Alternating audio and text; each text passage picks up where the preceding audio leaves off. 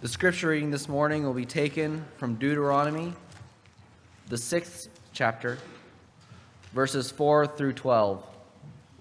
Deuteronomy chapter 6, verses 4 through 12.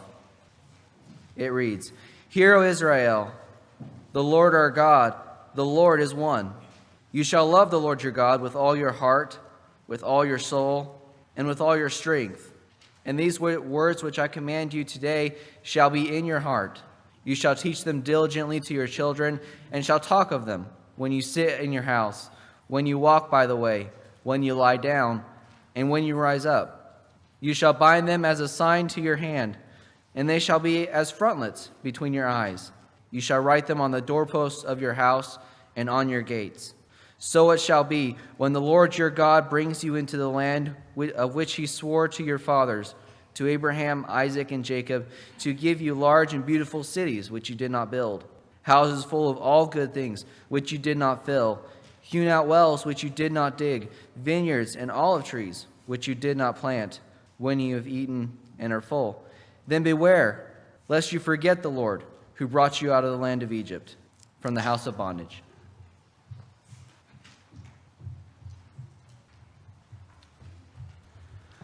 I hope that everybody had a good Thanksgiving. I suppose that there are several in here who might have gone shopping on Friday.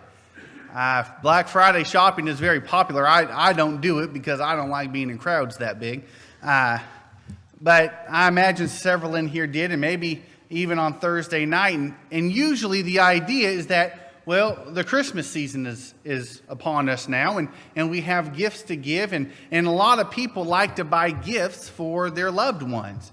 As a parent, I can tell you I like getting gifts, and it's at Christmas time, but birthdays as well, and just throughout the year to my children. I like doing that because I like to see their faces light up when they open them, right? I mean, I know the things that my kids like, generally speaking. I know that if it has something to do with princesses, then my daughter is going to like it. If it has something to do with fire trucks or cars or planes or something along those lines, then my son will probably like it. And so I like to pick out gifts and give them to them. And those who have kids probably know what I'm talking about. We like to give them gifts, and sometimes we don't have as much money as we would like to have, so we can give them even more gifts. Parents buy their kids things like iPads and iPhones and Xboxes and things along those lines, and we think about what's the best gift. I mean, we want to give gifts to our kids and think, what is the best gift that we can give? And every year, they have those polls that come out, the most popular toy or the most popular gadget or something along those lines that everyone's running out to buy to give to their kids. And whether you buy your kids those things or not is not really relevant for this lesson. What I want to talk about is the greatest gifts you can give your children. And I think you'll probably understand this by now. I'm not talking about iPads. All right, I'm not talking about a new Xbox or anything along those lines. I'm talking about the greatest gifts that a parent can give to a child. I have 5 points to my lesson. The first one is this: your time. I tell you, one of the greatest things you can give your children is your time. And I can think about all the things that maybe I want in this world. But I tell you, the list of things that I want, right there at the top of that list is for my kids to go to heaven. I tell you, I want my kids to go to heaven as badly as I want anything in this world. And I know this is true, that my time will greatly impact that. The amount of time that I spend with them, the amount of time that Alicia and I spend with our kids, it's greater than any gift we can put under a Christmas tree. It's greater than any gift we can give them on their birthdays. It's greater than any gift we can give them is our time. I want you to think about the things that we do with our time. And the great thing is this: you talk about gifts, and some people make a lot of money and they can give, the more expensive gifts. And some people don't make as much money, so they have a harder time affording those really expensive gifts. And yet, the thing about time is this: we all have the same amount, right? I have as much time as you have, and you have as much time as your neighbor has, and they have as much time as anybody else. We all have the same amount of time. And we have to divide it up and decide what are we going to spend time on. And there are things that we put as priorities. And what I want you to do is this. I want you to think about your children as your priority. Give them your time. It was read for us in our scripture reading, that passage. We don't need to read the whole thing again. But remember those verses in Deuteronomy 6, verses 4 through 6. It says, "Hear, O Israel, the Lord your God, the Lord is one. And you shall love the Lord your God with all your heart, with all your soul, with all your strength. And these things which I teach you today, you shall teach them diligently, or shall be in your heart, and you shall teach them diligently to your children. You should talk of them as you sit in your house, and as you walk by the way, as you lie down, and as you rise up." I submit to you that the great implication there is that you're with them.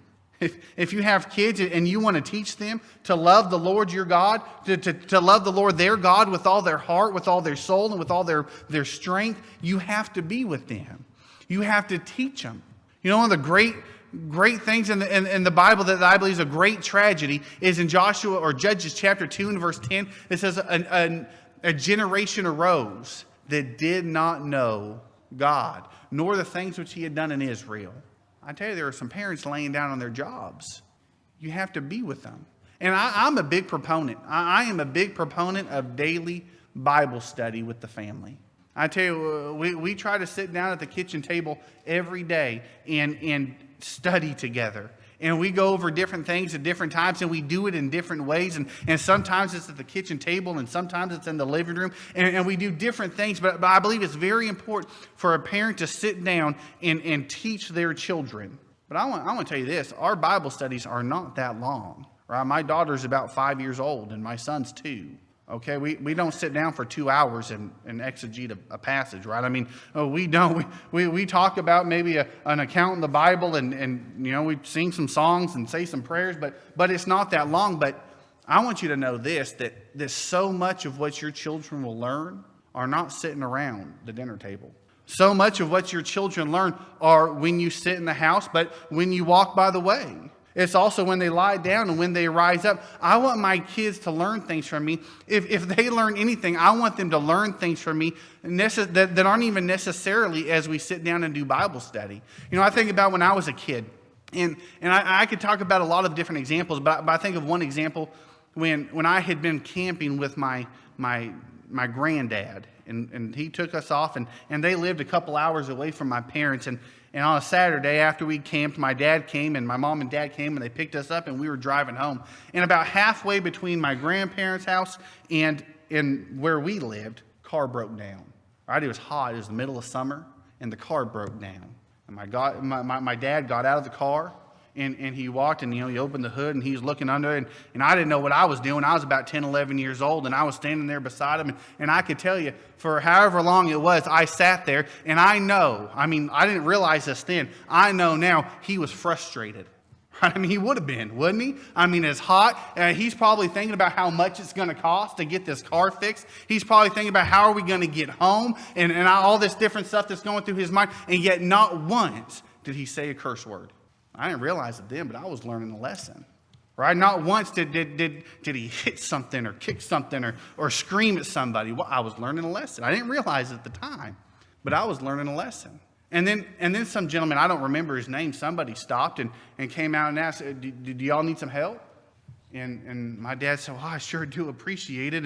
And they talked, and I was a kid, I didn't know what they were talking about. But at some point, my dad got in his car, and they drove into town, and they came back with a car part, and they put it together and at least patched it up enough to where we can get someplace else. And he helped my dad, and then as he was walking away, my dad said, thank you so much. And my dad even offered him, I don't know how much it was, but some money. And the man said, oh, no, thank you. I appreciate it, but I don't need that. And my dad said, no, I insist. And the man said, no, I don't need that. I just want to help. And my dad said, no, I insist. But I tell you, I was learning things, whether you offer money or not. But I was learning things about gratitude and thankfulness and the way you treat people. I tell you, when we go to the store, we teach lessons. When you're in the mall and you walk by that Victoria's Secret store that has those pictures up, the kid sees, where does dad's eyes go? When you're interacting with people, your kid sees it. I tell you, there are lessons that you teach just by being around your kids. Make sure you're teaching the right ones. But just by being there. Lessons that won't be learned if we're not there. One of the greatest gifts you can give to your children is your time. Point number 2 is this, and it's closely aligned, is your attention. Give them your attention. See, when I say time, I don't necessarily mean being in the same house at the same time. Right? I mean, I fear that sometimes we think, well, I got up and they were there in the morning, and then I went to work and they went to school, and we came back and we ate dinner in the same place, at night, and then they went to their room and I sat in the living room and watched television, and we were in the same house, and say, well, we were in the same house for several hours on that day, and so we spent time together. That's not the time I'm talking about. We want to give attention to them. As you talk of that passage that we looked at earlier, you shall teach them these things. And you sit in your house, as you walk by the way, when you lie down and when you rise up. Not only are you in the same place at the same time, but you're actually doing things together. And you're teaching your kids, and you're showing them attention. And they need attention. You need to pay attention to your kids. Understand this, and this is one of the things that I've learned in the last 5 years more. I guess I understood it, but not as well as I have until I had kids. Kids are different. Right? I mean, the way my daughter behaves is so much different than the way my son behaves. And I can think of even my siblings. I grew up in a different way than my brothers did. Some people are more natural leaders, and some are more natural kind of followers, and some are loud, and some are quiet, and some have lots of friends, and some are just content staying at home with mom and dad. And you have kids with different personalities. I hope you realize the personalities that each of your kids have, because they're not all the same. And you have to pay attention to them and give them your attention in order to train them up in the way that they need to be trained up. Point number 3 is this, and this is the gift that no kid's really going to want to open. It's discipline, right? And give them discipline, right? It's maybe that gift that the kids don't really want, but it's so valuable to them. Give them discipline. Now, I've noticed this throughout the years, and I'm sure you have as well. The kids who are consistently and lovingly disciplined behave better than those who are not. I mean, you've been around kids. I've been around kids. And I can tell you this, some kids are a lot of fun to be around, and some really aren't. And I'm telling you, so many times you can boil it down to that. One is consistently and lovingly disciplined. Understand this. When I talk about discipline, I believe that child abuse is from the devil. I mean, it's just as bad as anything I can think of. Child abuse is terrible. But consistent, loving discipline is from God. It's a gift of God that God has given us that we can take and mold and train kids to be people who are good and respectable and loving and know how to treat authority and know how to obey and know how to behave. Understand this, the Hebrew writer said in Hebrews chapter 12, if I can get there real quick, Hebrews chapter 12, starting in verse 7, he says, if you endure chastening, God deals with you as with sons. For what son is there whom a father does not chasten? But if you are without chastening, of which all have become partakers, then you are illegitimate and not sons. Furthermore, we have had human fathers who corrected us, and we paid them respect. Shall we not much more readily be in subjection to the Father of spirits and live? For they indeed for a few days chastened us as seemed best to them, but he for our profit, that we may be partakers of his holiness. Now, no chastening seems to be joyful for the present, but painful nevertheless, after it yields the peaceable fruit of righteousness to those who have been trained by it. What that passage is teaching is that, in a sense that we look at it, God behaves like our fathers, in the sense that God sometimes allows us to go through difficult times. All right, God's goal is not to make sure that you never face a difficult time in your life. What God wants is for us to learn from the chastening we go through and from the difficult times we go through, so we will grow stronger from those things in the way that a father should chasten his children. Now, it might seem joyful to the child at the time that he's throwing a fit, or at the time that he's doing something naughty, the time that he's doing something he shouldn't, to not be punished. I mean, he seems great to him, right? Seems joyful at the moment. But what it'll produce in that child is something we don't want produced in children. Discipline is from God. And if you want to give your kids a gift, give them consistent, loving discipline. Point number 4 is this. You need to give your kids parents who love each other. Parents who love each other. I'll tell you this, it's hard to grow up in a war zone. And what so many kids do is they grow up in a war zone. They grow up in a place where mom and dad scream and fight and insult and hurt each other. Mom says things to dad that are mean, and dad says things to mom that are mean. And we think sometimes that it's just between those two, but all along there's a child or children watching mom and dad scream at each other and hurt each other and tear each other down. I tell you, it's hard on a kid. It's hard on a child to grow up in an environment like that. I want to read a passage with you from Ephesians chapter 5, and I'll give you a moment to turn there because I want you to see this. Ephesians chapter 5, and what Paul is doing is really he's relating the relationship of Christ and the church to a husband and his wife. Right? And you know the relationship between Christ and the church. Christ loved the church. And the church is supposed to have a love for Christ and a respect. And you look at that relationship and it's so easy to see. And what Paul does is he relates that to a husband and a wife. Ephesians chapter 5, verses 25 through 33 says this. Husbands, love your wives, just as Christ loved the church and gave himself for her, that he might sanctify and cleanse her with the washing of water by the word, that he might present her to himself a glorious church, not having spot or wrinkle or any such thing, but that she should be holy and without blemish. So husbands ought to love their own wives as their own bodies. He who loves his wife loves himself. For no one ever hated his own flesh, but nourishes and cherishes it, just as the Lord does the church. For we are members of his body, of his flesh, and of his bones. For this reason a man shall leave his father and mother, and be joined to his wife, and the two shall become one flesh. This is the great mystery, but I speak concerning Christ and the church. Nevertheless, let each one of you in particular so love his own wife as himself. And let the children, and let the wife see that she respects her husband. I tell you, the picture that is laid out for us right there is a far cry from what takes place in many families, where the husband loves his wife as himself, and the wife loves and respects her husband. And you see them in the way that they work, that they want the good for the other. And there's a relationship of love and respect, a relationship of trust and of wanting good for the other. And what so many kids see is the opposite of that. So many kids are brought up in a home where they see mom and dad not treating each other with love, not treating each other with respect, saying mean and hurtful things to one another.